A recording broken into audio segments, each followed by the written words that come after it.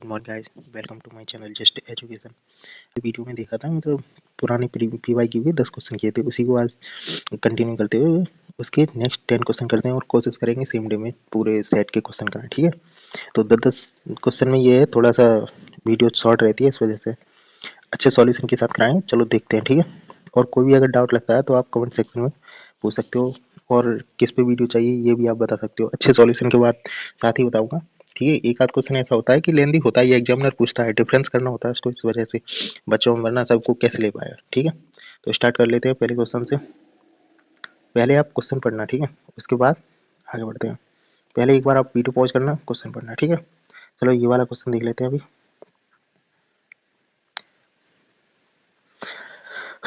ये करते हैं, 94 दिनों की ए जो है 94 दिनों का एक कार्य कर सकता है। ठीक है, बी 141 दिनों में यही कार्य कर सकता है, और सी है जो 188 दिनों में उसी कार्य को कर सकता है।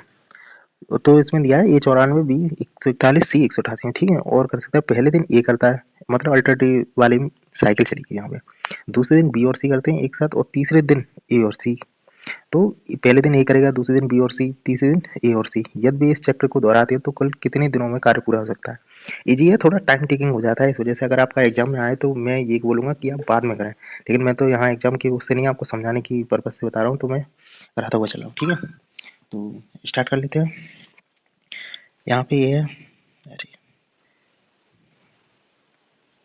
तो ये बोल रहा है कि ए है जो 94 दिनों में करता है, ठीक है, बी 141 दिनों में करता है, और सी है 188 दिनों में करता है। ठीक है, इनका एलसीएम लेंगे। एलसीएम के लिए भी आपको थोड़ी सी नॉलेज होनी चाहिए नंबर्स की। ये 47 के मल्टीपल दिख रहे हैं तीनों। ठीक है, ये 47 का 2 बार है, ये वाला है जो, कलर चेंज कर लेता हूँ, ये 47 का 2 बार है। ठीक है, 47 इंटू 2 है, और ये 3 है, 47 इंटू 3 है, ये 47 इंटू 4 है। ठीक है, आपको एलसीएम भी पूरा नहीं लेना, क्योंकि इनकी एफिशिएंसी भी निकालोगे तो अभी ऐसे लिख लो, इसका 2 तो ये इसमें आ जाएगा ना, तो ये 2 नहीं रखेंगे। ठीक है, तो इसका आ जाएगा एलसीएम 47 इंटू ये वाला 3 आएगा 3, ये वाला 4 आएगा, इसी में वो वाला भी 2 आ जाएगा, इस वजह से इतना ये एलसीएम आ गया। ठीक है, एलसीएम आया तो अब इसकी एफिशिएंसी निकालना इजी हो है हमारे लिए। रेज कर लेते हैं इनको।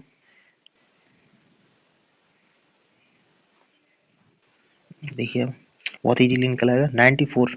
94 का कितने हो जाएगा, 47 इंटू 2, इसका 2 बचेगा, ये 2 इंटू 2 ही तो लिखा है, इसका एक 2 इसके साथ मल्टीप्लाई होगा, 94 हो जाएगा, तो एफिशिएंसी 3 इंटू 2 6 हो जाएगी। ठीक है, 141 का 47 3 जा होता है तो 4 बच जाएगी इसकी एफिशिएंसी 4। 188 का ये 47 इंटू 4 होता है तो 3 एफिशिएंसी इसकी हो जाएगी। ठीक है, ये टोटल कितना हो जाएगा, 4 बार है। अब इसको कर लेते हैं। ठीक है, ये हो जाएगा टोटल, यहाँ से इसको चेंज करते हैं थोड़ा सा अच्छा लगे आपको। इसका एलसीएम आ जाएगा 4 12 50 5 84, 4 6 5। ठीक है, ये 564 इसका टोटल वर्क है, ये टोटल वर्क है। ठीक है, इसमें बोला था मतलब साइकिल पहले दिन एक काम करेगा, पहले दिन ए काम करेगा, फिर बी और सी। ठीक है, पहले दिन ए कितना करेगा, ए तो करेगा 6 पहले दिन, डे वन डाल देते हैं, फिर डे 2 है, फिर करेगा बी और सी दोनों साथ में, कितना करेंगे 4 और 3 7, फिर करेगा डे 3 में सी और ए कितना करेंगे, सी प्लस ए, ये करेंगे 9। टोटल डे 3 में 3 दिनों में कितना काम हो जाएगा, 9 7 16 और 6 22, टोटल काम 22 होगा 3 दिनों में, ये है 564। तो इसमें 22 से देख लेते हैं कितना काम हो जाएगा, पहले 22 का मल्टीपल से ही पता चलता है ऐसे ये क्वेश्चन में। ठीक है, और 3 दिनों में कर रहे हैं। ठीक है, 22 से करते हैं, 22 दूनी 44, तो साइकिल देख रहे हैं हम, पहले कितनी साइकिल बनेगी 22 22 काम की, एक दिन 3 दिन 22 होगा, फिर अगला 3 दिन 22 होगा, इस तरह से देख रहे हैं, पहले 22 किया, फिर अगला 22 किया, अगला 22 किया, ये कितनी बार होगा, ये 3 दिनों में होता है, 3 दिन में ये, 3 दिन में ये, 3 दिन वो हम चेक कर रहे हैं। ठीक है, तो 22 दूनी 44 और 22 पंजे 25, 25 साइकिल बन जाएंगी। ठीक है, 25 साइकिल इसकी बनेगी तो 25 दिन तक हो जाएगा, 25 इसमें भी 25 होगा, मल्टीप्लाई होगा 25 का, 25 से 75, 75 दिनों में ये काम करेंगे 500 550, ये 550, क्योंकि 22 इंटू 25 होता है 550, तो टोटल वर्क है 564, और 550 ऐसे निकल दिया, तो बचा कितना 14। 14 किया ना, अब 75 का 75 दिनों तक काम हो गया। अब आराम से देखना, पहले दिन तो ए करता है, 3 दिनों का काम था ना टोटल, ये 22 टोटल काम 3 दिनों का था, ठीक है। पेन चेंज करते हैं, ये काम टोटल दिनों मतलब 3 दिनों में होता था। अब चौथा, अब ये 75 के बाद 76वां दिन आएगा, जो 76 दिन आएगा, अब ए अकेले करेगा, ए करेगा इसको। ए कितना करता है? 6, 6 करेगा, तो कितना बचेगा? 8 काम बचेगा। 8 6 14 ही होते हैं, ठीक है। अब अगले दिन डे 2 में ये डे, ये हो गया ये 76, अब 77 वाले दिन अब करेगा बी, वो बी और सी, ये कितना करते हैं? 7 काम करते हैं। बी प्लस सी 7 काम करेंगे, 8 माइनस 7, एक काम बचेगा, 77 हो गया। अब अगले दिन 78वें दिन डे 3 में 78वें दिन करेगा ए और सी प्लस ए, लेकिन सी प्लस ए 9 काम करते हैं, ये एक ही है तो पूरा दिन तो जाएगा नहीं, तो 1/9 इतना काम करेगा, तो 78 ये पूरा दिन काउंट नहीं होगा, 77 पे ही ये 1/9, 1/9 ये हमारा आंसर है, ठीक है। इसी को लिख लेते हैं इस टाइप में, पेन चेंज करते हैं, ये हो गया 77:1/9, ये हमारा आंसर है, ठीक है। यहाँ पे लिख देता हूँ 77:1/9, ठीक है, ये आंसर है, ये रहा, ठीक है। देख लेना, इजी है, बस जो मैं समझा रहा हूँ इसीलिए टाइम लग रहा है, वरना करने के लिए अपनी दिमाग से करते हैं तो बहुत जल्दी होगा। एक बार इसको दोबारा से रिपीट करना नहीं आए तो कमेंट में पूछ लेना, अब मैं दोबारा से इसको शॉर्ट में करा दूंगा, शॉर्ट वीडियोज में डाल दूंगा, ठीक है, और शॉर्ट वीडियो में कराने की कोशिश करूंगा। ये समझाने के लिए इतना टाइम लग रहा है, वरना ये ज़्यादा ज़्यादा से 30-40 सेकंड में होने वाले सवाल है, ठीक है। अगले क्वेश्चन पे मूव करते हैं। ये देखो, अच्छा क्वेश्चन है, मतलब दो तरीके से, इसको दो तरह से बताऊंगा, बहुत शॉर्ट, मतलब है तो इजी ही, लेकिन हो जाता है थोड़ा सा लोगों में कि नहीं हो। चलो करते हैं इसको, इसको करते हैं, ठीक है। ये बोल रहा है ए सेक्शन में, पहले बता देता हूँ, पढ़ना भी तो है। एक प्रतियोगिता परीक्षा में सेक्शन ए में 80% विद्यार्थी उत्तीर्ण हुए, हिंदी पे मत जाना, थोड़ा प्रिंटिंग में मिस्टेक है। फिर सेक्शन बी में 77 जबकि परसेंट, जबकि दोनों सेक्शन में 18% अभ्यर्थी अनुत्तीर्ण हुए, दोनों पर जो वो है क्या नाम है सेक्शन, उसमें 18% दोनों में मिलाकर फेल हुए हैं। दोनों सेक्शन में 1425 छात्र उत्तीर्ण हुए हैं, ए में 80 हुए थे, बी में 77, और ये कह रहा है दोनों में 1425 छात्र उत्तीर्ण हुए। तो प्रतियोगिता परीक्षा में उपस्थित कुल अभ्यर्थियों की संख्या बतानी है, ठीक है। सॉरी, अब देखो कैसे करते हैं, दो तरीके से बताऊंगा। पहले तरह से देख लो, फर्स्ट वे से, ठीक है। पहले देखते हैं, ये जो है 80% ए सेक्शन में बच्चे पास हुए हैं, ठीक है। बी में हुए 77%, ठीक है, ये यही बोल रहा है। और अब इसमें फेल कितने हुए होंगे? ए वाले में फेल हुए होंगे 20%, 80% यहाँ है, टोटल 100 होते हैं, टोटल लिख देता हूँ भाई, टोटल 100% होते हैं, उसमें से 80%, ठीक है। और बी वाले में फेल कितने हुए होंगे? बी वाले में फेल हुए होंगे 23%, ठीक है। बी वाले में जब 23%, क्या नाम है, 23% फेल हुए, तो टोटल कितने हुए फेल हुए? ये देखो टोटल कितने हुए, 43% दोनों। और ये बोल रहा है कि 18% अभ्यर्थी फेल हुए हैं, यही तो बोल रहा है, 18% फेल हुए हैं, तो टोटल में 25% बचे हुए हैं, ठीक है, 25%। अब दोनों में पूरा टोटल, तो वो टोटल जो अभ्यर्थी है वो 100% ही है हमारे, ठीक है, उसमें से 25% फेल हुए हैं, बाकी के तो पास है ये वाले, तो टोटल जो पास बच्चे हैं वो 75% है। 75% होता कितना? 3/4, 3/4 ही तो होता है। ये टोटल विद्यार्थी है जो पास हुए हैं, 3/4, और ये बोला पास कितने हुए? 1425, 1425 पास हुए हैं भाई, ठीक है, 1425 पास हुए हैं, तो 3/4, तो मतलब इसका मतलब है 3/4 जो है पास हुए हैं, 4 बच्चों में 3 पास हुए, एक फेल हुआ है, यही तो मतलब है। तो हमें टोटल पूछा है कितने पास हुए हैं, 3, 4 में, हर 4 में 3 पास हुए ना, 3 पास हुए हैं, और टोटल पूछा है कि अभ्यर्थियों की कुल संख्या, तो टोटल कितने? 4 अभ्यर्थी, यहाँ से कर लेते हैं, ठीक है। 3 से कटेगा ये, 3 चौक 12, 3 सत्ते 21, 5 15, ठीक है। यहाँ से मल्टीप्लाई कर लेते हैं इसका, 4 पंजे 20, 4 सत्ते 28, 30, और 4 चौक 16 और 3 19, 1900 बच्चे, ठीक है, ये रहा। कोई डाउट हो तो आप पूछ लेना, पहले मैं दोबारा से इसको फिर से बता देता हूँ। पहले ए में थे 80% जो पास हुए, बी में 77, फेल कितने होंगे? 20 और 23, ये बोला टोटल 18 दोनों सेक्शन में फेल हुए, और टोटल दोनों सेक्शनों में हुआ 43%, ठीक है ना। तो 43 में से माइनस कर लिया 18%, तो 25 बचे, है कि नहीं। और ये बोल रहा है 100 में से 100% ही होता है, ओवरऑल सब में से कितने पास है?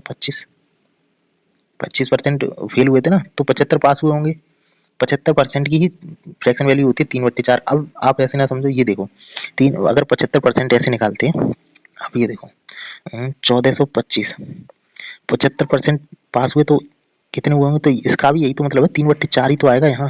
3/4 1425, ये 4 ऊपर पहुंच जाएगा, 3 नीचे रह जाएगा, इस वजह से तो लिखेंगे 14/25 गुणा 4/3। यही चीज यहाँ पे थोड़ी शॉर्ट में लिखी है जो टाइम कम करे इस वजह से, वरना तो ऐसे और दूसरी तरह से बता देता हूँ भाई। जैसे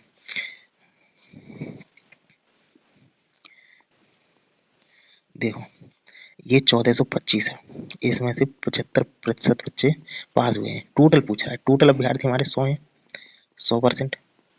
तो ये बताने की परसेंटेज, परसेंट कट जाएगा, 25 दिया 75, 25 चौका 100, ठीक है, 3 से ये कटेगा, 475 बार, 475 इंटू 4 1900, ठीक है, कैसे भी लिख लो, लेकिन ये थोड़ा आप पहले से कैलकुलेट करके लिखोगे तो ये चीज़ नहीं लिखनी पड़ेगी, सेम ही है, आप खुद से करोगे, ठीक है। चलो दूसरे तरीके से भी इसको बताता हूँ मैं, एक और है, ऐसे भी देख लो, जो यूनियन टाइप का होता है ना, वो वाला सेकंड टाइप से। टोटल है, टोटल ए में 80%, टोटल ए में, ठीक है, बी में 77 पास है, ओवरऑल कितने हैं?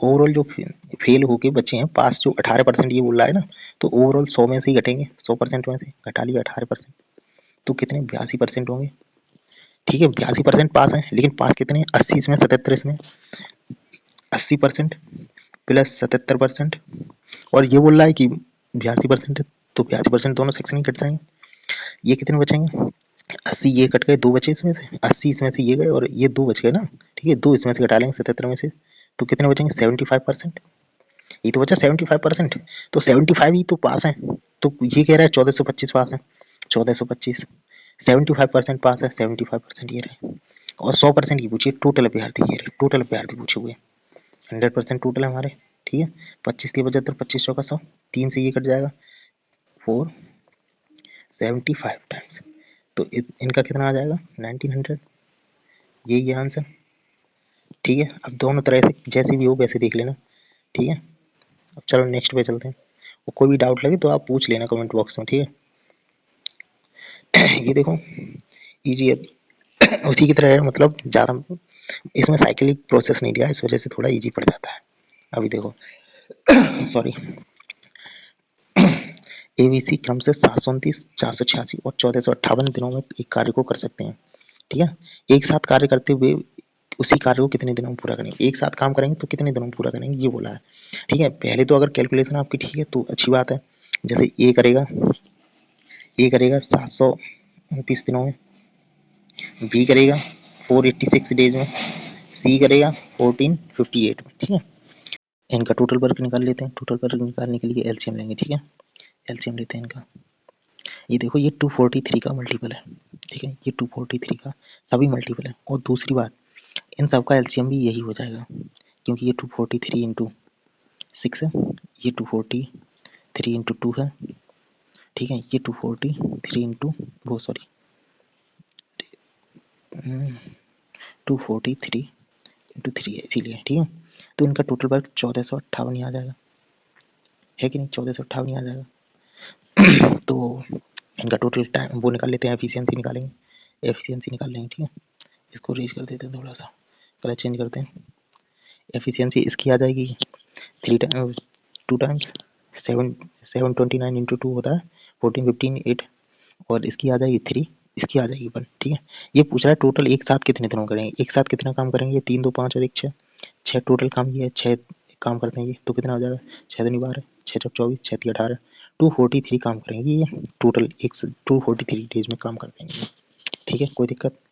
अगले पर चलते हैं, ये देखो ये 40 नंबर क्वेश्चन बताते हैं, ठीक है, नंबर 14 क्वेश्चन पे आते हैं, सीआई से है, कंपाउंड इंटरेस्ट से, इसको बताते हैं पहले। ये बोला है what is the difference between compound interest on rate 6000 for 1 year at 6% पर annum compounded yearly and half yearly. ये बोला है 6000 की राशि पर एक साल का ईयरली 6% के हिसाब से और हाफ ईयरली, इन दोनों के बीच की ब्याज जो आएगी उसका डिफरेंस बनाना है हमें। हिंदी में भी देख लो, 6000 पर वार्षिक और अर्धवार्षिक रूप से संयोजित प्रतिवर्ष 6% की दर से 1 वर्ष के लिए मिले चक्रवृद्धि ब्याजों के बीच का अंतर, मतलब अर्धवार्षिक और वार्षिक रूप से। बहुत ईजी, देखो इसको देखो, मतलब प्रिंसिपल कितना है हमारा 6000, ठीक है, रेट ऑफ इंटरेस्ट है 6% पर एनम, ठीक है, पर एनम है। तो ये बोला एक बार एनुअली, पूरा साल का मतलब, ईयरली, ईयरली तो 6% ही रहेगा, ठीक है, 6% ही रहेगा। और हाफ ईयरली, हाफ ईयरली होगा तो हाफ ईयरली में यही जो है 6% का रेट ऑफ इंटरेस्ट, ये 3% हो जाएगा। कैसे, एक साल में होते हैं 12 महीने, ठीक है, 12 महीने, तो हाफ में कितने होंगे, 6 इधर और 6 इधर होंगे, 6 मंथ होंगे इधर, 6 मंथ इधर।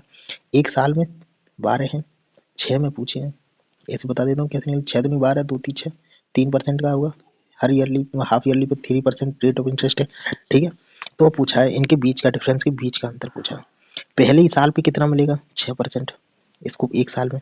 हाफ ईयरली पे डिफरेंशिएट पूछा हमें, बीच का अंतर, इसीलिए हाफ ईयरली में हाफ पे पहले मिलेगा 3%, सक्सेसिव से निकालेंगे सबसे अच्छा, सबसे आसान पड़ेगा, ठीक है, 3%। और फिर दूसरा एक टर्म ये हो गया, ब्लैक ब्लू चेंज कर लेते हैं, ये एक टर्म ये हो गया, एक टर्म ये, पहला 3%, फिर 3%, ठीक है, प्लस 3 × 3/100, ये वाला वो फॉर्मूला है, ए प्लस बी सक्सेसिव का होता है जो, प्लस AB/100 सक्सेसिव के लिए यूज करते हैं, ठीक है, वो है। तो इस 6 से तो ये 6 कट जाएंगे, 3 और 3 ये 6 हो जाएंगे ना, ये 6 गए, ये बचे, प्लस के 3 3 जा 9/100, ये 2 जीरो इधर आ जाएंगे, 0.09, ठीक है, यही डिफरेंस है हमारा। अगर ऐसे भी करते, ये आपको और बताएं, 6% ये 3 और 3 6, 6 प्लस ये प्लस 0.9, तो ये कितना होगा, ये माइनस ही करना है इसमें से, 6% ये है, ठीक है, -6.09, यही तो है, माइनस करेंगे, ये 6 से 6 खत्म, 0.09 ही तो बचेगा, ठीक है, 0.09, 6,000 पे पूछा है मैं, 6,000 पर 0.09% इतना निकालना है बस, ये परसेंट है, यहाँ से ये 2 जीरो कट जाएंगे, ठीक है, एक ये पॉइंट हटेगा, यहाँ पे आ जाएगा बीच में 0.9 की, ये जीरो भी खत्म हो जाएगा, 9 की मल्टीप्लाई करनी है 0.9 की 6 से, 9 6 जा 54, 5.4 आ जाएगा, यही हमारा डिफरेंस है अंतर, सीआई का हाफ और फुल का, मतलब एक साल का सीआई 6 एनएम पे और ये हाफ ईयरली का, ठीक है, 5.4 ये है। कोई वो डाउट है हो तो दोबारा देख लेना, वरना कमेंट करना, दोबारा से करा दूंगा। अगले पे चलते हैं, 15% पे, 15 वाले पे। ये कह रहा है कि आई स्मार्ट टीवी वॉच, ये बोल रहा है I smart TV watch purchased for 1,55,000, it's price was markup by 35%, it was sold at discount 20% on the market price, what was the profit percent of the smart TV. मतलब पहले इसने 1,55,000 की TV थी, उस पर पहले मार्कअप किया 35%, फिर उस पर डिस्काउंट दिया 20%, तो ये पूछ रहा है प्रॉफिट परसेंट कितना होगा। दोनों तरह, दो तरह से बताऊंगा, आराम से देखना, पहले पहली तरह से देख लेते हैं, ठीक है, ठीक है, चलो पहले से देखते हैं, फर्स्ट वे में, ठीक है, क्यों हिल रहा है, पहले देखते हैं, ठीक है,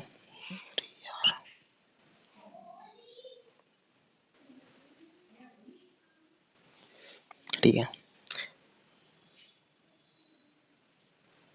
पहले हुआ मार्कअप, ये देख लेते हैं मार्कअप कितना किया 35। इसमें एक इंपॉर्टेंट चीज और बता रहा हूँ कि इसकी कोई जरूरत ही नहीं है, ये आपको ऐसे ही दिया है बस गुमराह करने के लिए, इसकी जरूरत ही नहीं है। जब भी परसेंट में डील होगा, परसेंट में डील होगा, व्हाट वाज द स्मार्ट, जब भी परसेंट में डील होगा तो इसकी एक्चुअल वैल्यू की कोई जरूरत ही नहीं होती है, ठीक है, ये ऐसे ही दे दिया है। सुनो अब देखो, आराम से देखना, वो कह रहा है मार्कअप किया, मार्कअप कितना किया है 35% का, ये देखो 35% बोला है, देखो मार्कअप, मार्कअप किया है 35% का, ठीक है, 35% फ्रैक्शन वैल्यू होती है 7/20, ठीक है, 5% होता है 1/20, और 35% 7/20, 7×35 होते हैं। तो ये बोल रहा है अल्टीमेटली 20 का सामान हमने 27 में दिया है, यही तो बोल रहा है। ये इसका सीपी है, ये एसपी जो बेचा मार्कअप के बाद, ठीक है। तो अब है डिस्काउंट कितना दिया है, डिस्काउंट भी देख लो,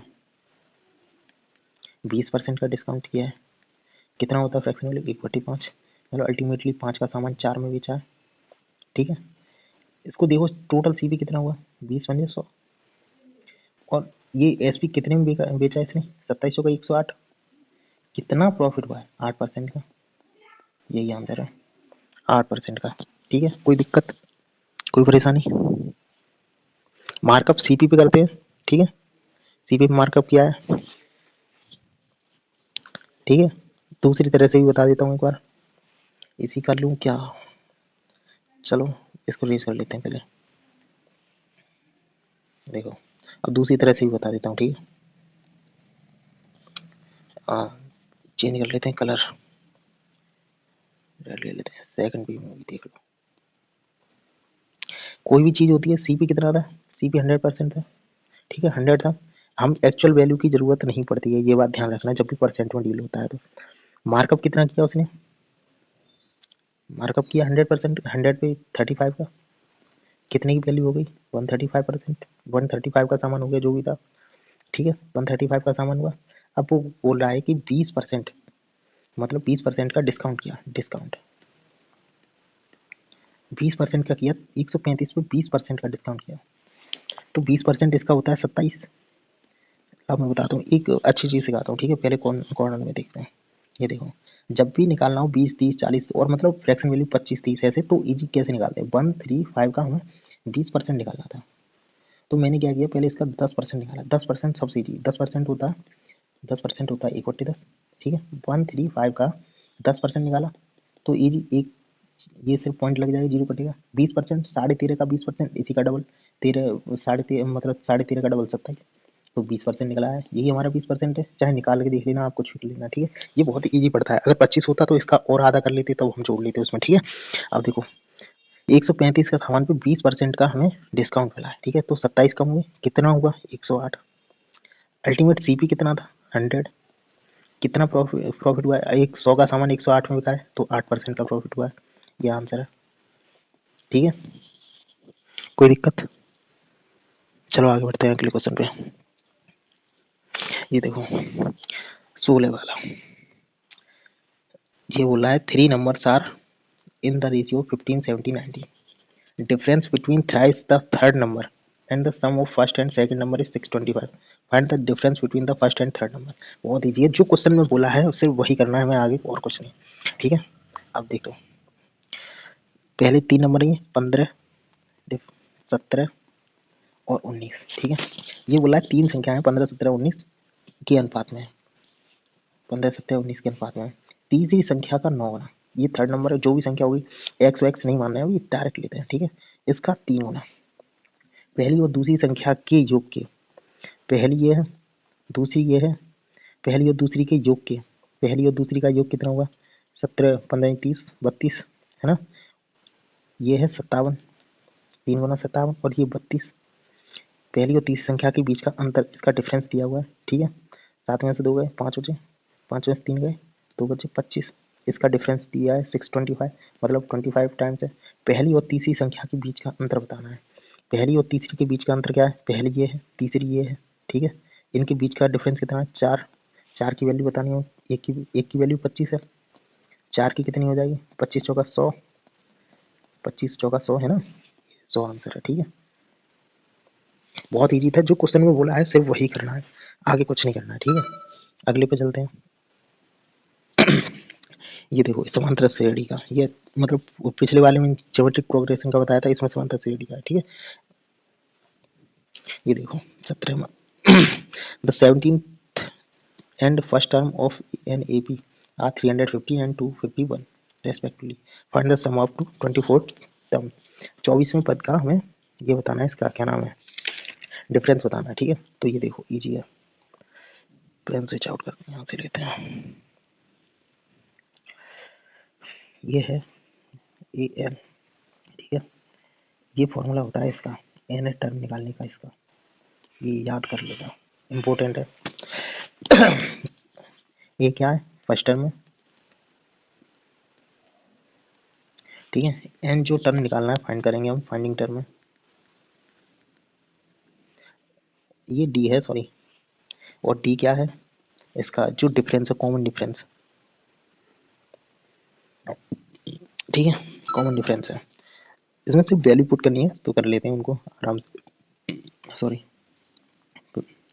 डिफरेंस चेंज कर लेते हैं पेन, तो करते हैं, ये है पहली करनी है, ए एन ये दिया हुआ है ईपी का 315, ठीक है। ए ये है 251,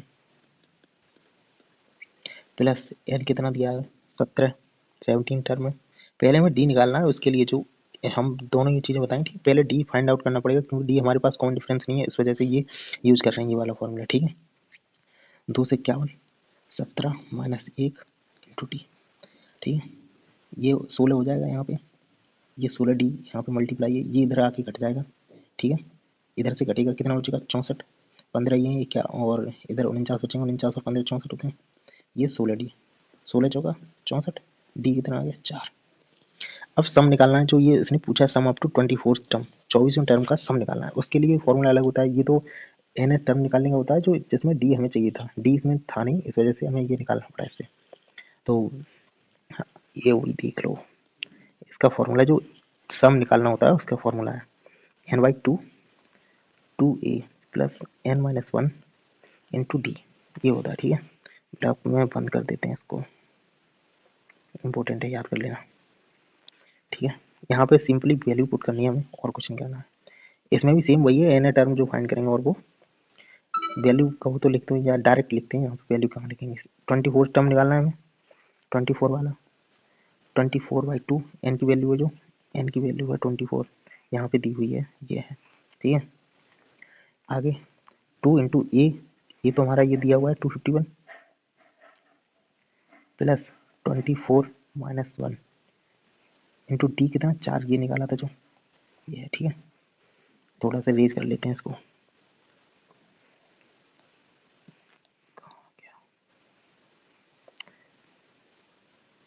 ठीक है, एक और बार यहीं पे, ये 2 से 12 बार हो जाएगा, 12 बार कट जाएगा। ठीक है, और ये 24 का 30 हो जाएगा, 23 होगा, 23 होगा 96 होते हैं। ठीक है, यहाँ पे 96, ये प्लस में चल रहे हैं, 2 से 51 गुणा 2, ये हो गए 502। ठीक है, ये 12 यहाँ पे ये काटे थे जो 2 से, वो बचे हैं अभी। ठीक है, यही चल रहा है, इसको इधर कर लेते हैं यहाँ पे 12। ठीक है, 502 प्लस 96, सॉरी 92, 92 होगा यहाँ पे, ये कितने हो गए 12, 594, 12 से मल्टीप्लाई करेंगे, 12 12 चौक 48, 8 4 है, 12 नमा 108, 12 नमा 108, और ये हो जाएगा 82 और 17। ठीक है, 7128, ये वाला आंसर हमारा। कोई दिक्कत, पहले से फिर से बता देता हूँ, मतलब पहले हम लोगों ने इसका डी निकाला जो डिफरेंस नहीं दिया हुआ था। ठीक है, आप चेक करके एक बार देख लेना दोबारा से चाहे तो कहो या दूसरी तरह से बताऊँ, एक और तरीके से इसे किया जा सकता है। देखो कैसे,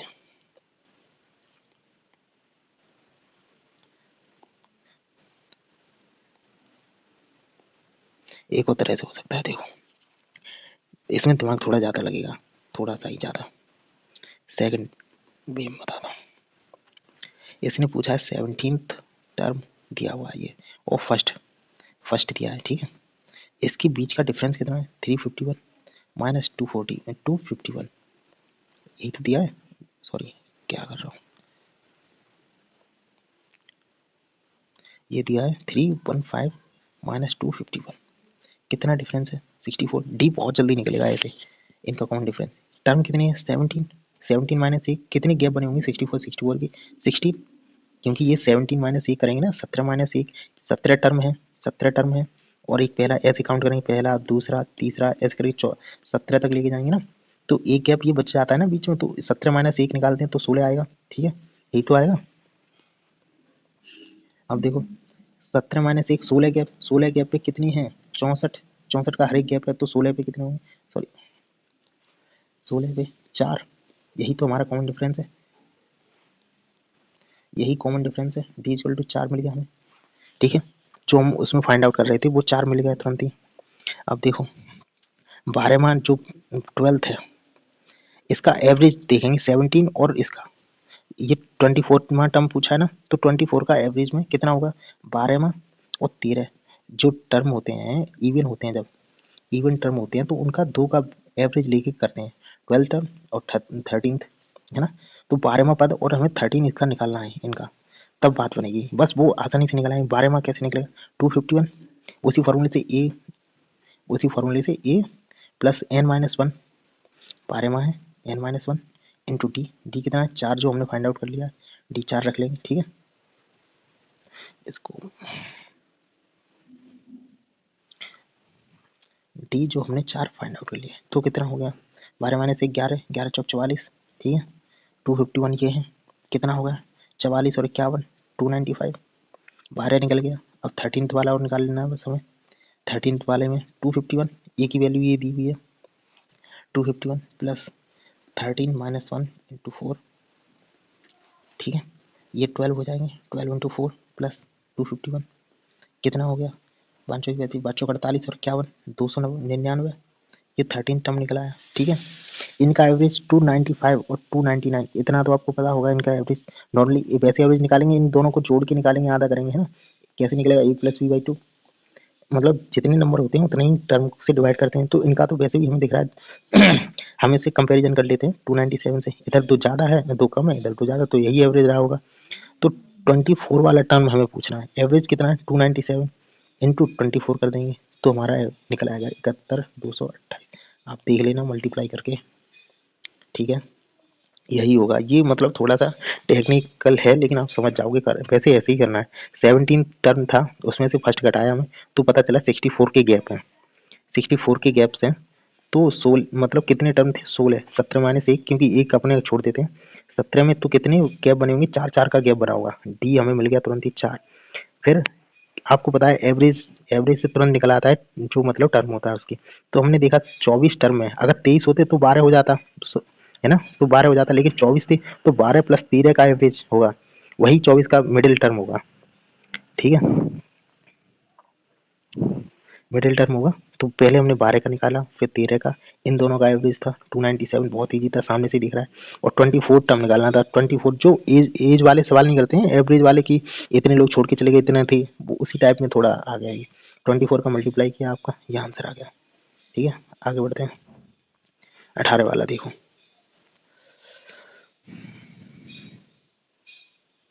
ये देखो थोड़ा सा बड़ा लग रहा है लेकिन है कुछ नहीं, इसको छोटा थोड़ा सा कर लेते हैं। ठीक है, ये कह रहा है mister Johnson invested 19,500 divided into two different scheme, दो अलग अलग स्कीमों में इन्होंने डिवाइड किया हुआ है। ठीक है, at a simple interest of 15% and 12% respectively, एक को 15% पे एक को 12.5% पर अमाउंट पर दिया। सिंपल इंटरेस्ट अर्न 2 ईयर, 2 साल में 6125 रुपए उन्हें इंटरेस्ट मिले। What was the amount invested in scheme A, scheme A में कितना अमाउंट उन्होंने इन्वेस्ट किया। इंपॉर्टेंट क्वेश्चन है ये भाई, आ जाएगा तो टाइम खा जाएगा, इंपॉर्टेंट है। ठीक है, इसको ध्यान से देखना, अच्छे से बताता हूँ। दो लोग हैं ए और बी। ठीक है, एक को 15% भी किया है पर एनम और एक को 12.5। हम 2 साल का, इन्होंने 2 साल का ब्याज भी दे रखा है हम लोगों को 6125। पेन चेंज करते हैं पहले, कौन सा ले लें, ग्रीन ले लेते हैं। 2 साल का दे रखा है। ठीक है, तो पहले साल हम 2 साल का ही काउंट करेंगे क्योंकि एक साल में ये दिक्कत आई। और साधारण ब्याज है, पहला और दूसरा सेम ही होते हैं। तो 2 साल पे 15 के हिसाब से कितना इंटरेस्ट मिला होगा 30%, कोई दिक्कत। 12.5 का 2 साल में कितना मिला होगा 12.5 का 25% मिला हुआ है। ठीक है, हमें निकालना है ए, तो हम इस पर बी के अकॉर्डिंग ही इंटरेस्ट लगा देते हैं, वरना निकलेगा इससे भी लेकिन थोड़ी और ज़्यादा कैलकुलेशन बढ़ेगी। और वो अगर इतना इन्हें वो मिला है मतलब एक पे 30% 2 साल में और इस पे 25, तो टोटल ब्याज इन्हें कितना मिला है 6125 बोल रहा है क्वेश्चन में दिया है। ध्यान से देखो इसको। फिर हमें निकालना है ए के लिए 25% अगर इस पे मिला है, इस पे भी हमने कहा 25% ही ले लेते हैं, कोई दिक्कत। 25% को 19,500 के हिसाब से कितना मिला हुआ 25% होता है 1/4। ठीक है, 1/4 के हिसाब से मिला होगा ये। 4 चौक 16, 4 अट्ठे 32, 4 सत्ते 28, 4 पंजे 20, इतना ब्याज मिला है 2 साल में। ठीक है, लेकिन यहाँ तो ये अलग दे रहा है, कितना दे रहा है, कितना कम मिला है, ये मिला है हमें 1300 रुपये का कम मिला है। ठीक है, सॉरी 1250 कम मिला है। ठीक है, इसको ये मिला है 1250। ठीक है, कितना कितनी ये 1250 यहाँ पे कम क्यों मिला है, क्योंकि यहाँ 30% था, यहाँ 5% कम कर लिया, यहाँ मिला है ना, इस वजह से ये 5%, ये 5% मिला है कम, इस वजह से। 5% की वैल्यू है, 100% की हमें बतानी है। ठीक है, यही तो है। 5 से काट लेते हैं इसको, 5 काट दे, 5 दूनी 10, 5 25, ठीक है 250 बार चला गया। ये 2 जीरो चिपक जाएंगे यहाँ पे, 25,000 आंसर है। ये स्कीम में उसने 25,000 इन्वेस्ट किए, ठीक है, ये स्कीम में उसने 25,000 इन्वेस्ट किए, तो उसे इतना ब्याज एक्स्ट्रा मिल गया था इस वजह से, ठीक है। अगले क्वेश्चन पर चलते हैं।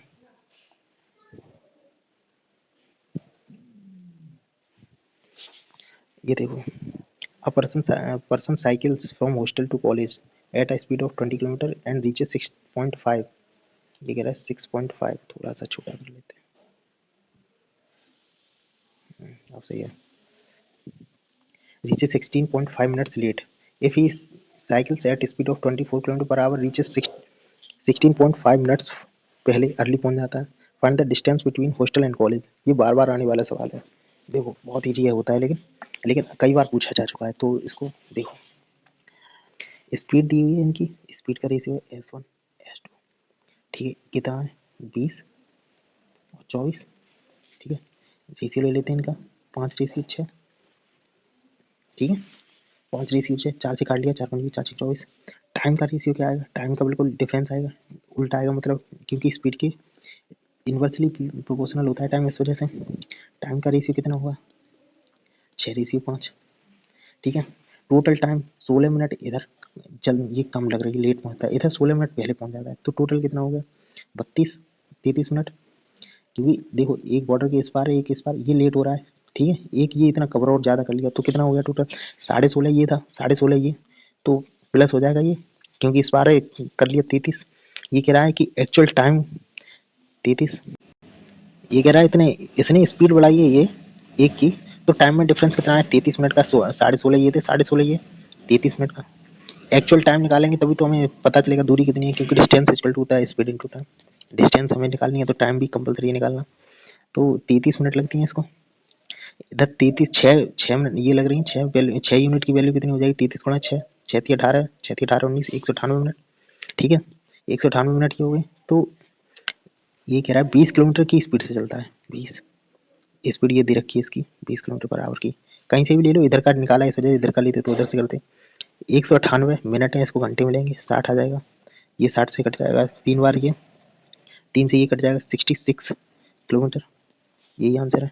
दूरी कितनी है 66 किलोमीटर, ठीक है। देखो पहले स्पीड का रेशियो था 20 और 24, 20 और 24 है, इसको सिंप्लीफाई किया 5 और 6 के रेशियो में। टाइम होता है इन्वर्सली प्रोपोर्शनल, टाइम उल्टा हो जाएगा, 6 का 5, 6 का 5, अरे सिंपल सी बात है, अगर 5 की स्पीड से चलेगा तो देर लगेगी, 6 की स्पीड एक स्पीड बढ़ा देगा तो जल्दी पहुंचेगा थोड़ा। ये कह रहा है कि टाइम इसने स्पीड बढ़ाई तो टाइम में डिफरेंस आया, पहले 16 मिनट 16.5 लेट पहुंचता था, अब जल्दी पहुंच गया, सिर्फ एक के डिफरेंस से। यहाँ पे 4 है, मतलब वैल्यू है, यहाँ पे एक के डिफरेंस से, एक का डिफरेंस कितना है 16 के बराबर, ठीक है, 33 मिनट के बराबर, तो 6 यूनिट की वैल्यू 198। अब हमें टाइम पता चल गया, अब डिस्टेंस निकालेंगे, डिस्टेंस में निकालेंगे तो स्पीड 20 की थी उसकी, 198 के उससे गया मिनट से, तो कितना में पहुंच गया 66 किलोमीटर था उसका स्कूल, ठीक है, कॉलेज। अगले पर चलते हैं।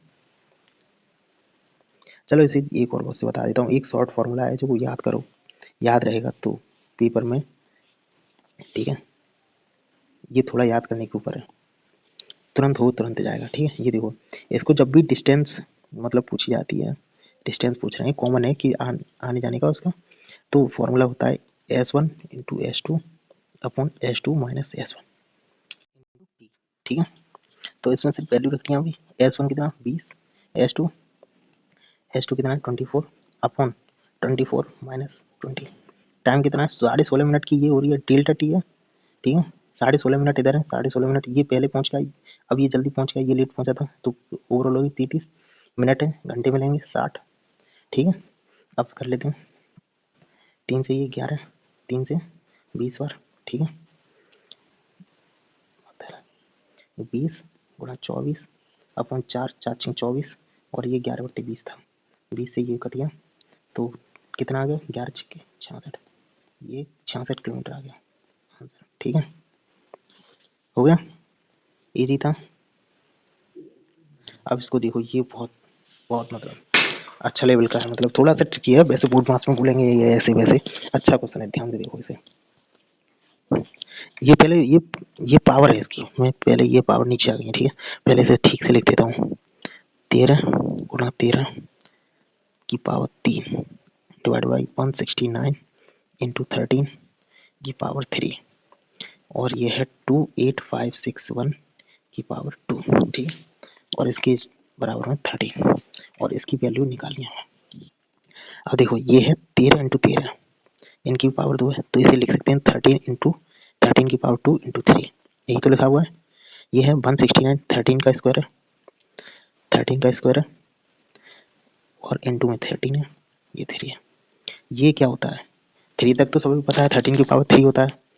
13 की पावर 3 मतलब यहाँ लिख देता हूँ 13 की पावर 3 तो पता होगा आपको, ये होता है 2197।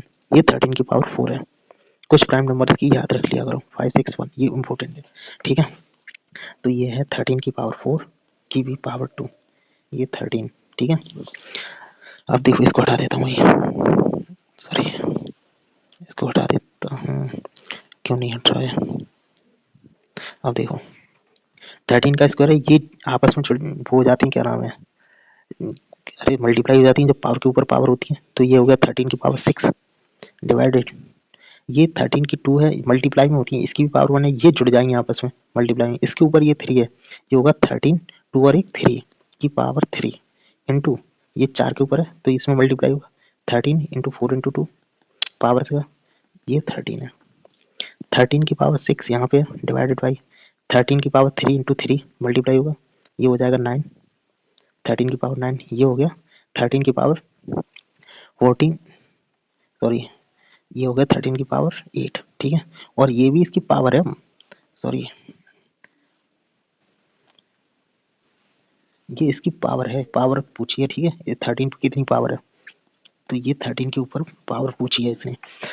तो क्या होगा, एक फॉर्मूला होता है ए की पावर m डिवाइडेड ए की पावर n होती है, तो हो जाता है ए की पावर m माइनस n, और ए की पावर m इंटू ए की पावर n होता है ए m प्लस n, जो मल्टीप्लाई में होता है वो जुड़ जाता है।